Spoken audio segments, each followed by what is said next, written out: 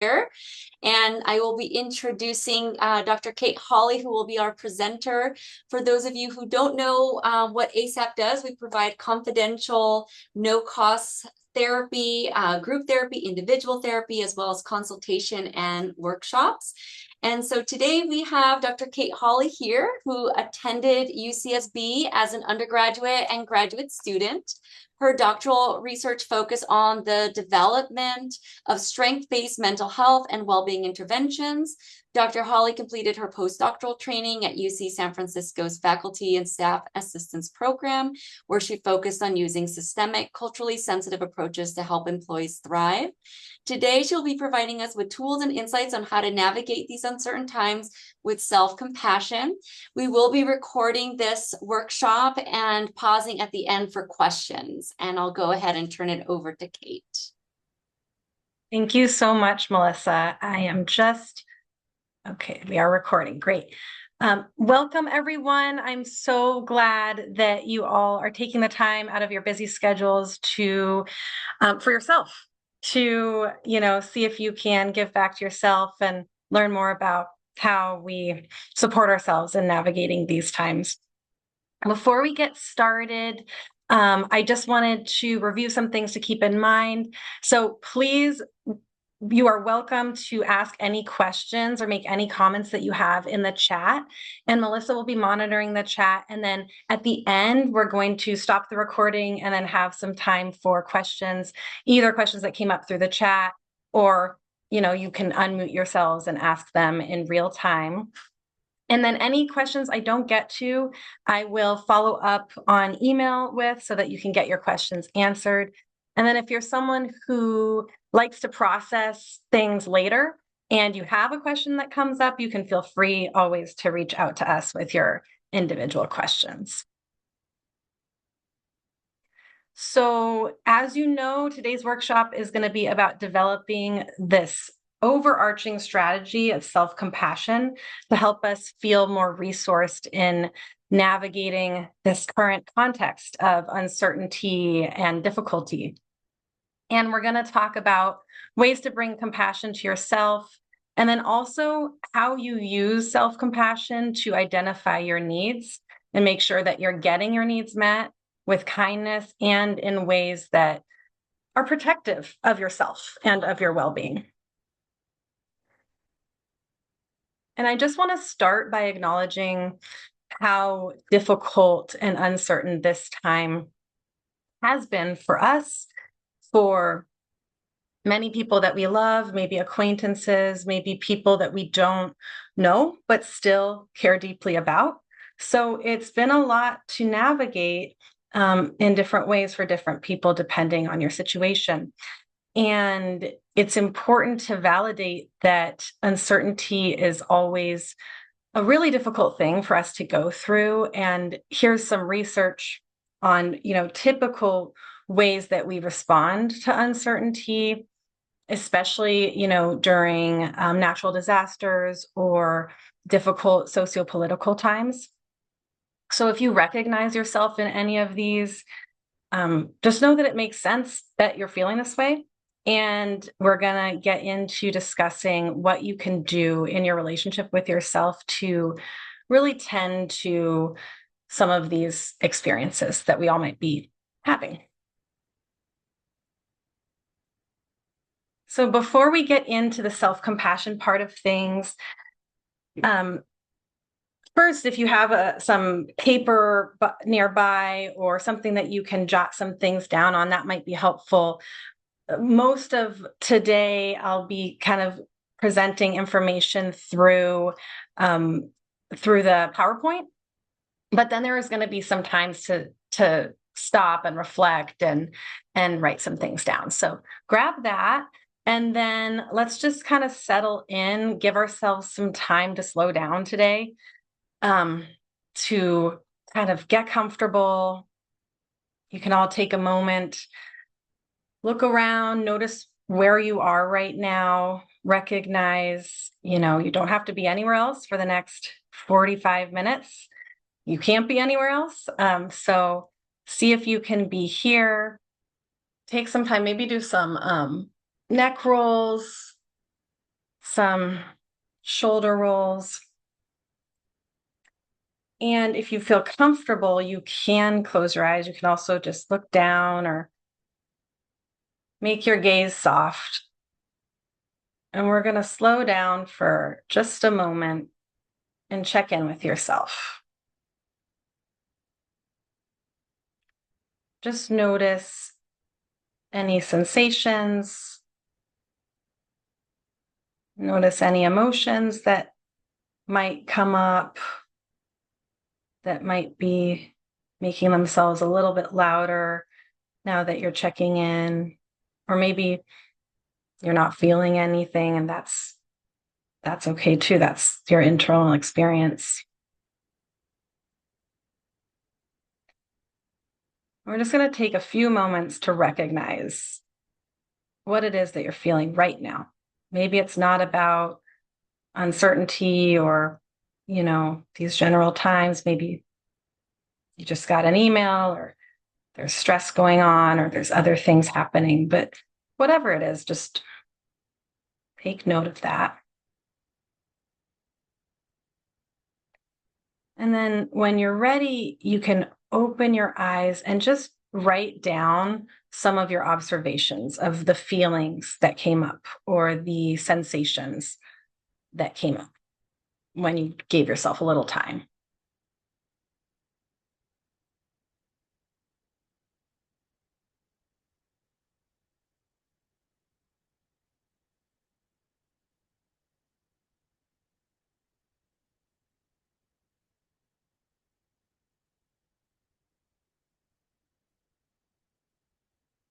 And as you're writing those down, bring your awareness to any thoughts and feelings that you had in the moment or that you're having right now about the feelings.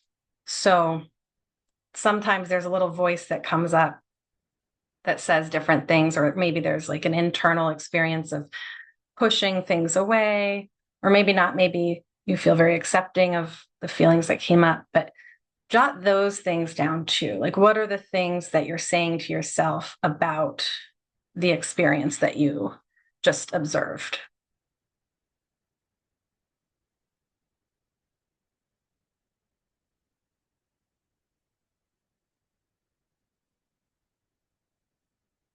And as you're writing, you might notice that there can be some self-critical thoughts, like, I need to figure out a way out of this. I shouldn't be feeling this way.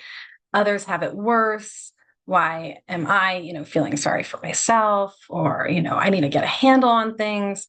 Or again, just like an internal tension around like, no, like, don't feel that, you know? Um, so keep this paper nearby. And if any other thoughts come up that you notice, you can feel free to jot that down.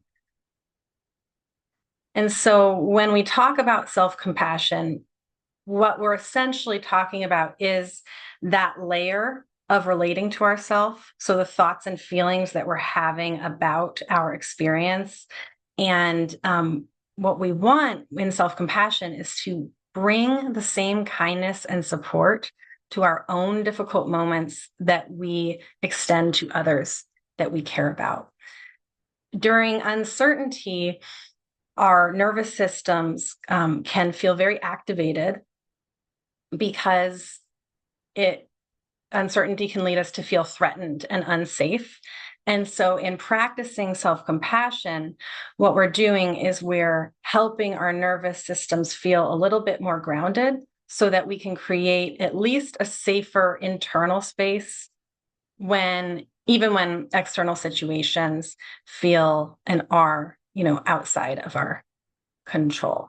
So it's really attending to ourselves in the small moments when we're overwhelmed or dysregulated in a way that helps us soothe rather than judge ourselves for having a normal human reaction to a difficult time. And there's a lot of research that backs up the importance of self-compassion and helping us navigate difficult times. It increases our tolerance for uncertainty, decreases anxiety, rumination, depression, and can increase resilience for navigating future difficult times as well. So one way that this works is that it's kind of provides us with a strategy to access all of the other coping strategies that are hard to access when we are dysregulated. So we might, in calmer times, know what we need or have strategies for, you know, supporting our mental health and our well-being. And then when we feel dysregulated, it's hard to stay connected to our sense of self and hard to stay connected to our coping strategies. So when we try the coping strategies and we're not using as much self-compassion, we'll either find it really difficult to give ourselves a break.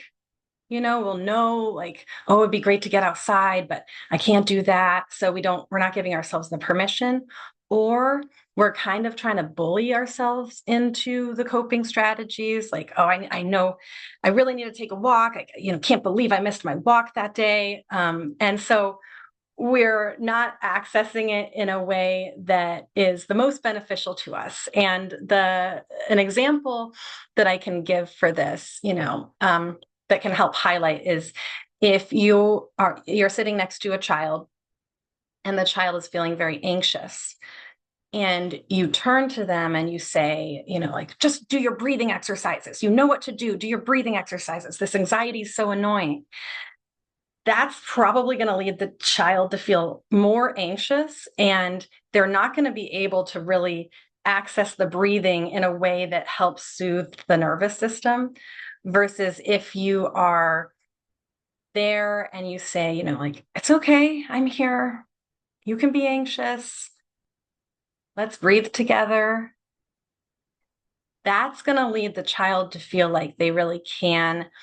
First of all, it's okay for them to feel how they feel, and that then they're able to better access the coping strategies, that they have permission to feel how they feel and to do what they need, and that they aren't alone in it either.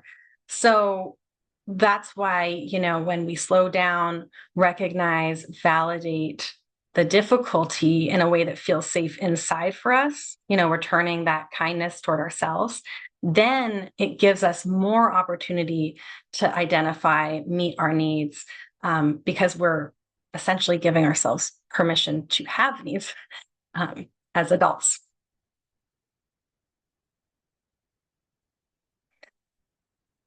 So it can be helpful to think about self-compassion as having three components.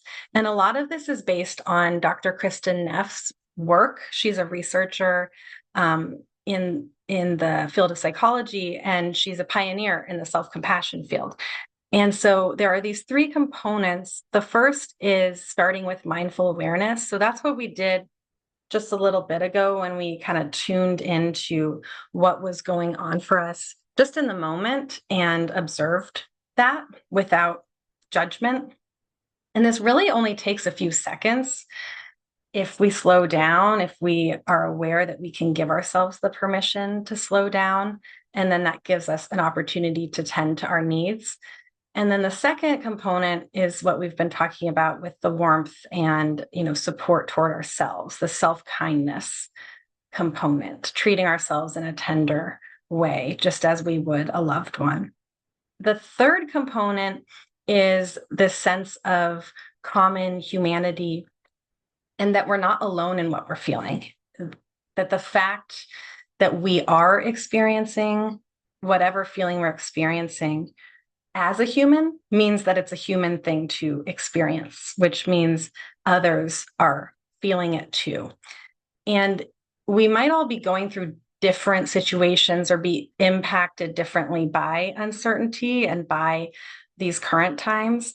But the emotions that we experience are something that connect us. And I want to note, by this that I'm not saying, and with common humanity, we're not saying what's going on right now is a normal part of being human. But the difficult experience in responding or reacting to it is part of the human experience.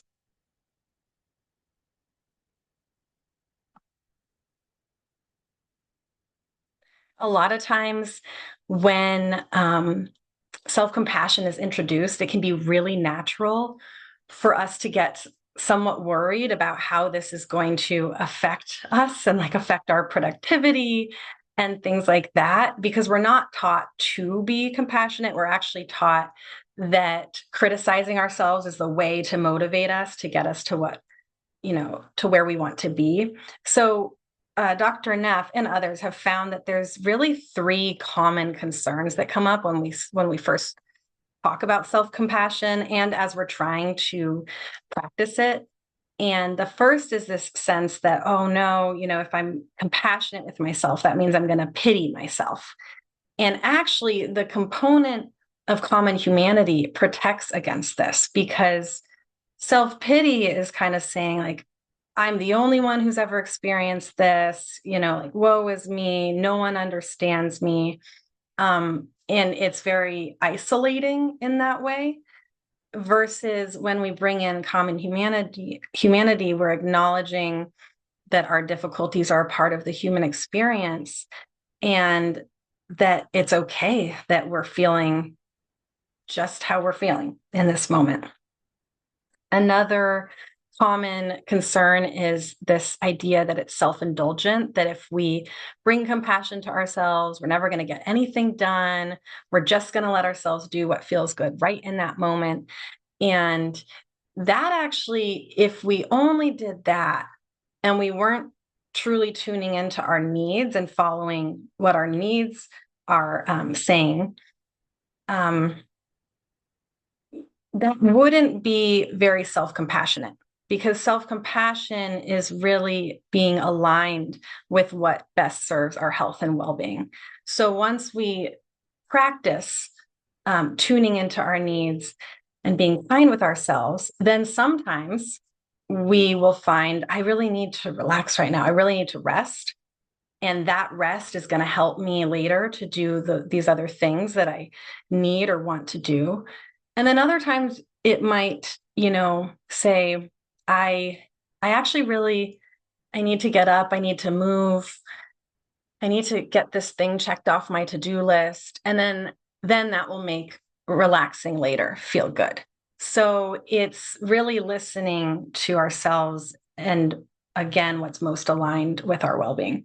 And then the third concern is that it's an opportunity to make excuses, like, oh, didn't do that, but I was being self-compassionate. So it's okay.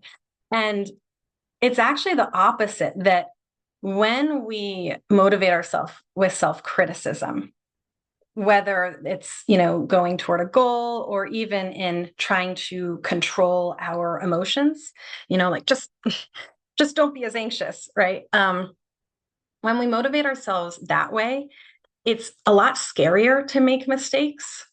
And so we're actually less likely to take responsibility, because it doesn't feel safe to acknowledge mistakes and to want to grow toward our goals.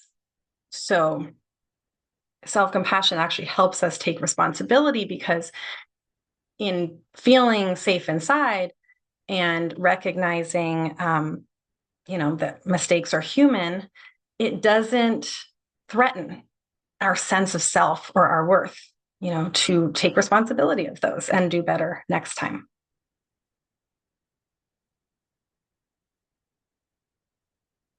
Okay, so now that we've addressed, those common concerns, as we talk about this today, self-compassion, again, it is a hard strategy at first for a lot of us, just because it's unfamiliar, and so that's part of the growth, is in leaning into the unfamiliar and allowing ourselves to feel that discomfort of growth, toward, a way that serves us better.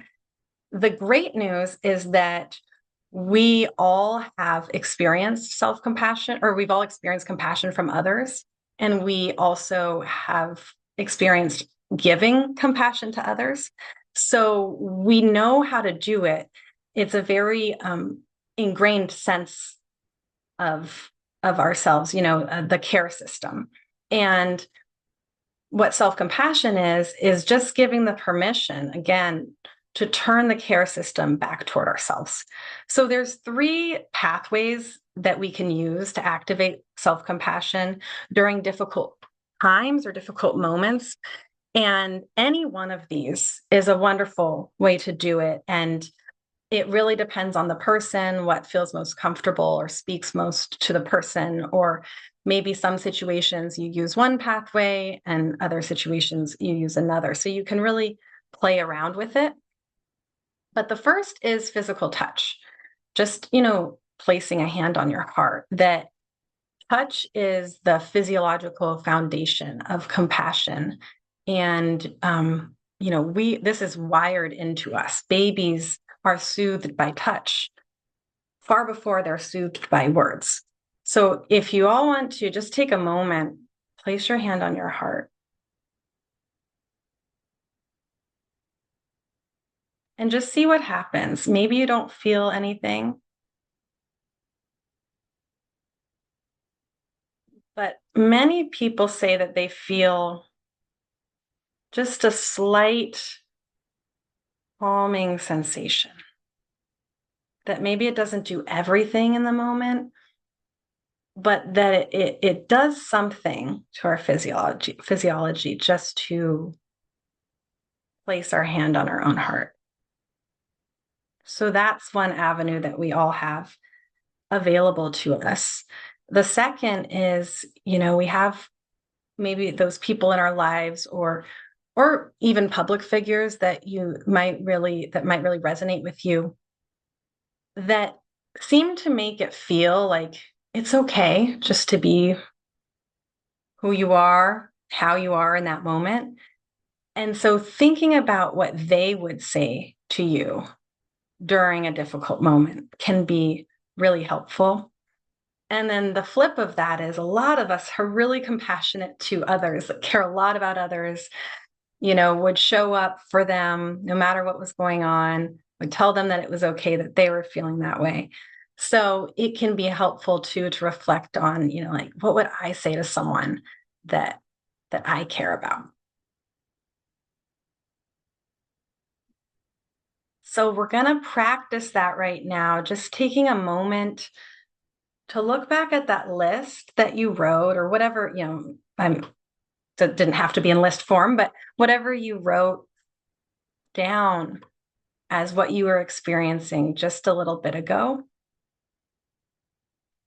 And see if you can use one or all of these pathways to approach it maybe from a more non-judgmental, kind way that recognizes your humanity, your common humanity in all of this.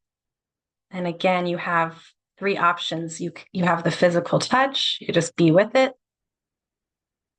You can ask yourself, if someone I loved told me that they felt this way, what would I say to them?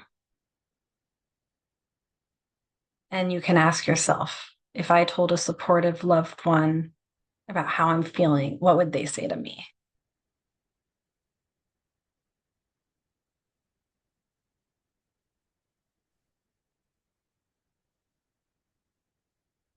I'll just give a few moments for this.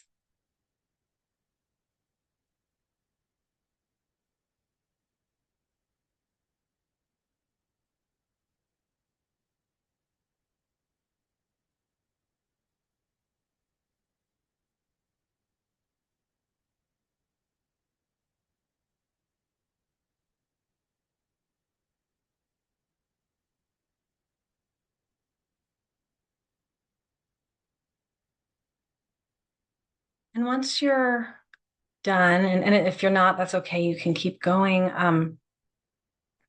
Just notice how this experience felt maybe different for you from the initial experience. Maybe it felt better and it allowed you to soften around your experience.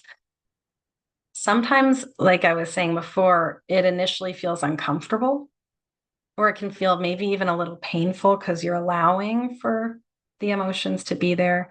And that's really a natural part of learning self-compassion. Again, it takes practice, and that's part of the growth, is that it's new and uncomfortable. Um, but yeah, just notice the differences, whatever they are for you.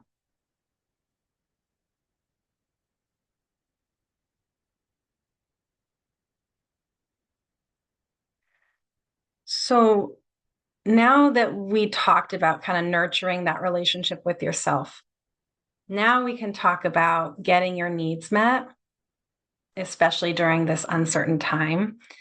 So a lot of times, like I was saying before, we will look at a list of coping strategies, and we know kind of what the lists look like. You know, we're very familiar with the shoulds of how we can help ourselves cope, but it's hard to access the coping because a lot of the times we're coming at it from this angle of, how do I get this right? Like, another thing that I need to do well is, now I need to do my coping strategies. And what I'm inviting you all to do is to think about this in a paradigm shift way, where instead of trying to get it right, or bully ourselves into it, or anything like that, that really just makes us want to avoid it because it doesn't feel great, asking yourself, what would support me right now? Like, what would protect me right now? That you're utilizing the strategies to act in line with your well-being, and not because you're not good enough if you don't, or it's another way that you're going to fail, if you don't get to bed on time, or eat well, or do all the other things. So instead of going into every one of these things that are listed here, these are examples of common strategies that help us meet our needs, that are important.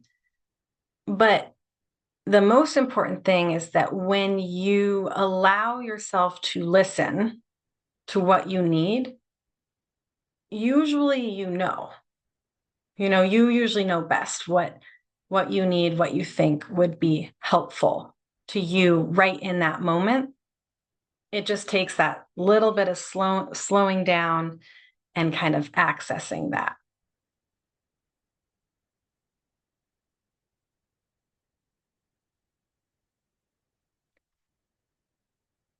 As we think about our needs, it can be really helpful to think about them in two different buckets of needs. So there's needs we have that fall under what I'm going to call the proactive strategy bucket.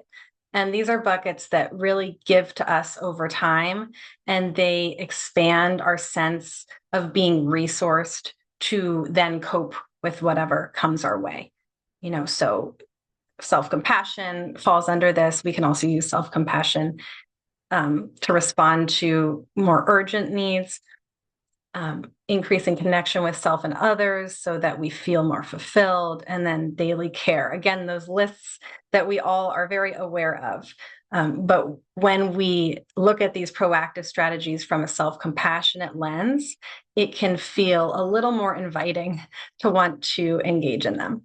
And then the responsive strategies are strategies that we use directly in the moment. So we get an email, or we have something come through about that happened on the news, or other things, or we hear from a loved one, something that's really difficult, and we feel dysregulated kind of immediately in the moment. And so I'm going to go a little bit more in depth into these strategies, because that's what's happening a lot right now. Is it's hard to engage in proactive strategies, but then we all really need the responsive strategies to help ourselves in times of stress.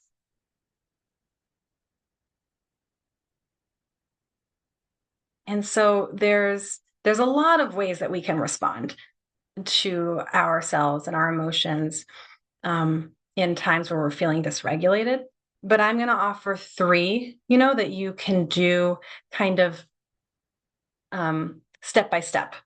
because that can be helpful to just have a framework. So the first that we want to do is, again, bring that non-judgmental awareness to your internal state. So just recognizing, taking 3 seconds to just recognize, what am I feeling right now? And to allow yourself the permission to ask, what do I need? And see what comes up. So there's that compassionate awareness that we start with really knowing, like, what am I feeling? Oh, I am dysregulated. I do feel scared. I do feel anxious. I feel overwhelmed. And then the second step is to engage in some strategies to regulate our nervous systems. And the nervous system, it's a fight, flight, or freeze response. And so it responds to data from the environment. And it also responds to data from what's going on within us. So if we're breathing really quickly, then our nervous system is going to feel like something's wrong. So the way that we can regulate the nervous system is not, it doesn't respond to thoughts. It responds to actually engaging directly either with our nervous system or with changing the sensory input of our surroundings. So the first, some of you might have heard of box breathing. It's a really common technique, but it's common for a reason. It can be very helpful. So box breathing is, you imagine a box where when you breathe in for 4 counts, you hold for 4 counts, you breathe out for 4 counts, and then you hold for 4 counts. And even just taking 3 breaths like this can help us regulate enough to then be able to engage with the next step with what would be helpful. Other brief sensory input changes can be really helpful if to again help your nervous system recognize, oh, wait, I am in a safe space now. So turning off the lights, closing your eyes if it's possible, closing the door if you have one. If not, maybe listening to some relaxing music. Going outside can be a really helpful way of changing the sensory input and kind of creating a different environment for your nervous system. And then any brief and light physical movement, because when we're moving and it's light, it gives the feedback to our nervous system and our brain that we are safe. So those are some things that we want to engage in kind of after we become aware. And again, with the foundation of self-compassion, it can make it easier to allow ourselves to take that moment. And then the third one is empowering ourselves. So what do I have control over right now? What is my need right now in these next 2 minutes? Do I need to connect really briefly with someone who, is always there for me? Do I need water? Do I need food? Do I need rest? So really bringing it down to, in these 2 minutes, there's something that I can do, and giving yourself back that sense of agency and permission to do it. And I should say, when we think about getting our needs met, that a lot of the times it can be like, well, I need the situation to be different. And that might be true, but that's not something we have control over. So when we focus on that, we can feel even less in control. So that's why we want to focus more on what's going to really empower us.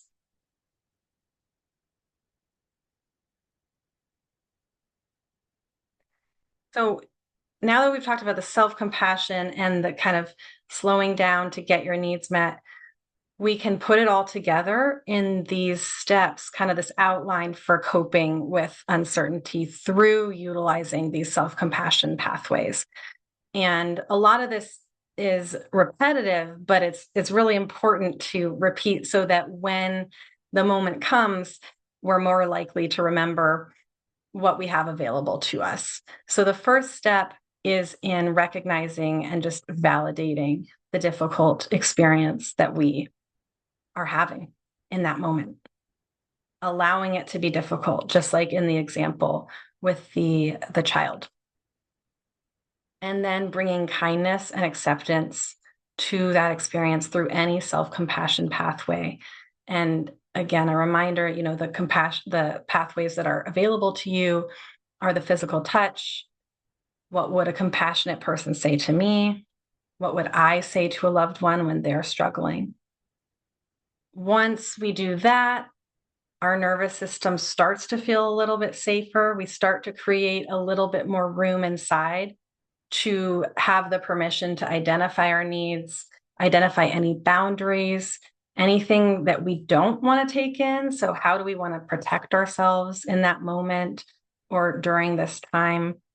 And this is where we can go back to those proactive and responsive strategies because we've kind of identified, oh, this is my need right now. I need to take a moment to respond to this. Or maybe we're in a little bit more resourced of a place and we can be more proactive and think about what do I need to set up for myself, during this time that's going to help me engage with more fulfillment or that's going to help me feel more resourced.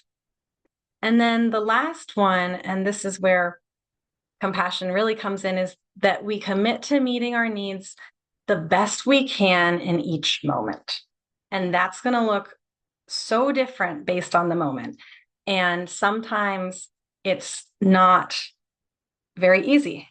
And that's okay too. So then we bring the compassion to that experience. Or sometimes it's really hard to access self-compassion.